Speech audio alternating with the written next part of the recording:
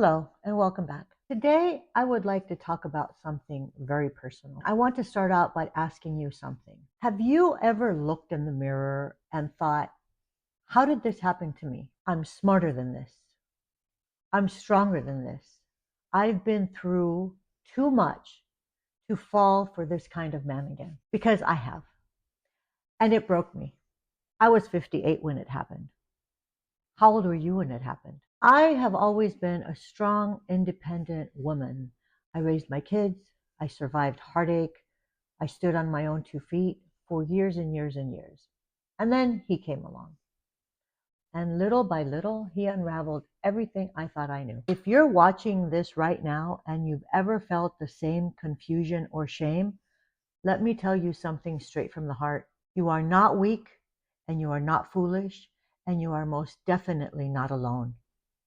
In fact, this might be the most common secret no one talks about. Why strong, independent women over 50 still get manipulated by men, and how to stop this cycle. I wanted to make a small video about this subject because it has affected so many women, and I believe it's one of the best kept secrets out there because we do feel ashamed and we feel like if we talk about it or we show other people what we have done, they will judge us. In this video, I'm going to take you deep into the real reasons why women like us, women who have survived and thrived through life, can still be vulnerable to men who don't have our best interest at heart.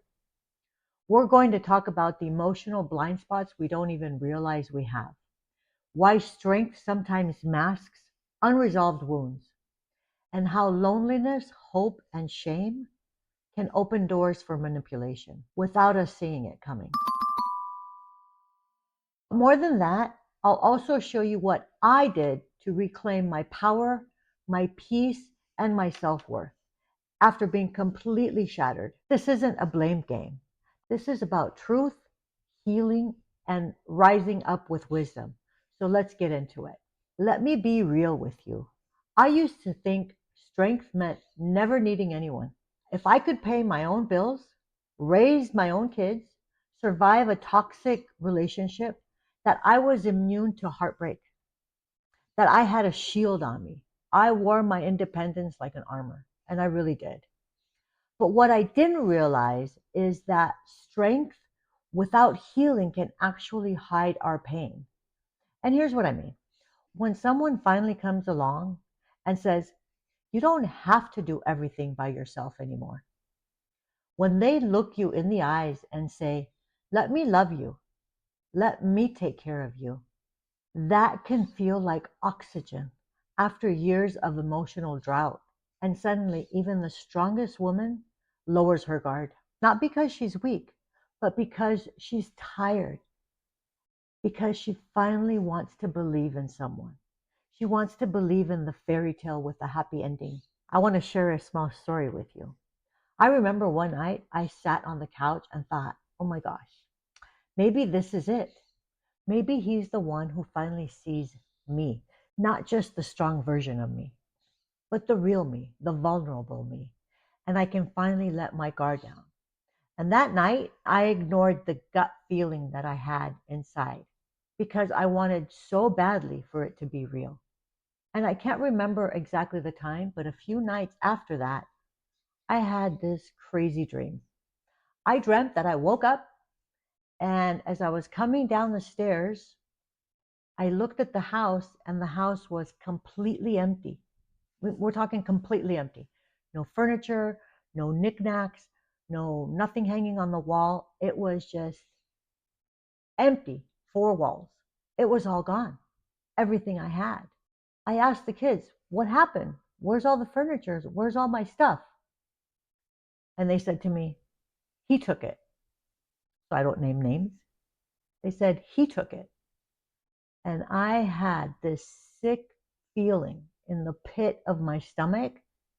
You know, that sick feeling when we're just so scared. And then I woke up.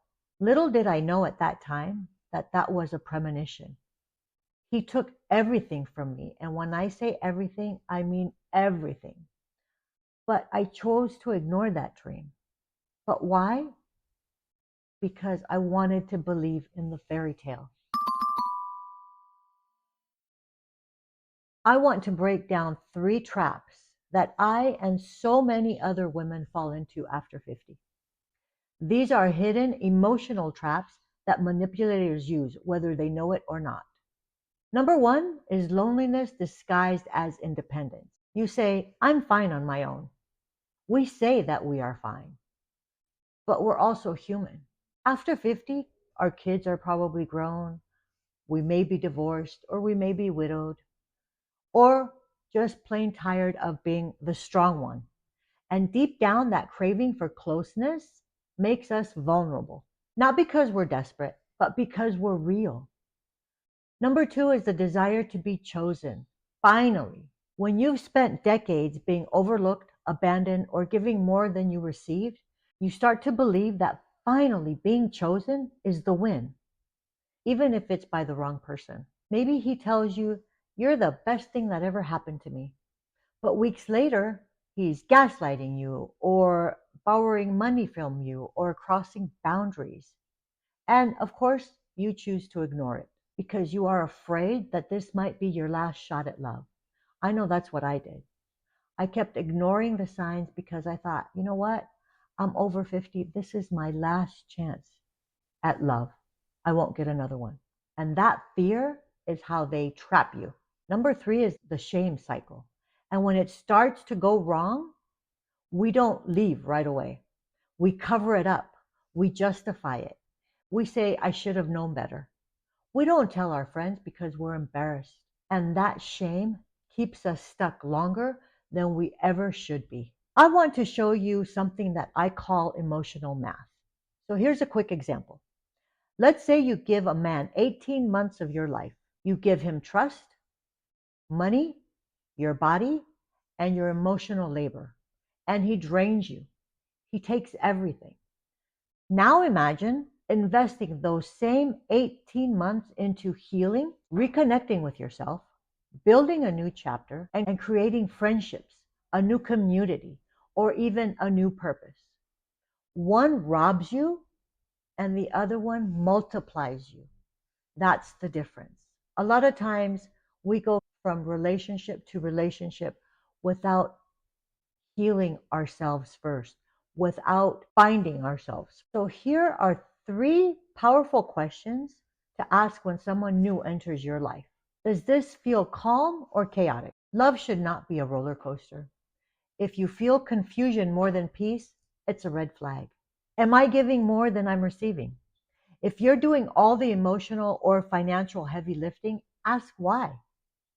It should not be that way. And at this age, he should not be asking for money or complaining about money so you can step in and take care of it. This is also a red flag. Number 3, do I feel more like myself or less like myself when I'm around that person? If you feel like you're shrinking or acting the way you think he wants you to be, that's not love. It's controlled. That's also a red flag. I want you to do one thing after this video. Look at yourself in the mirror and say, I forgive myself. I choose me. I will rise now. Here's how I started my own healing. I journaled every day and I started going to church every Sunday. This was my peace. The sense of peace that I felt was undescribable. I created a list of non-negotiables, not just for partners, but for how I treat myself. Because all this takes your self-esteem and your self-worth, and we have to rebuild that again. I also started surrounding myself with women who've been through the same hell and came out stronger. And then I got the courage to start this YouTube channel and share my story. Because when we tell the truth, we break that cycle. We have to speak about it. We have to verbalize it. Otherwise, if we keep it stuck inside us, nothing will ever change. When you share it, your story may be someone else's survival guide. If you've ever said, I should have known better, let me tell you what I've learned. We don't fall because we're weak.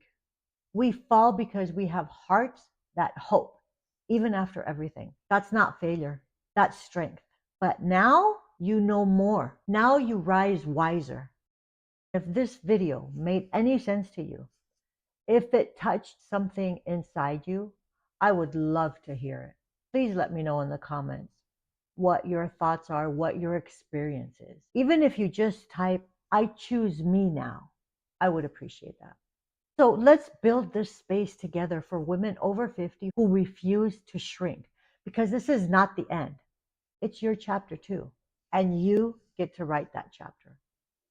Until next time, be the best you can be strong, be healthy, and I will see you in the next one.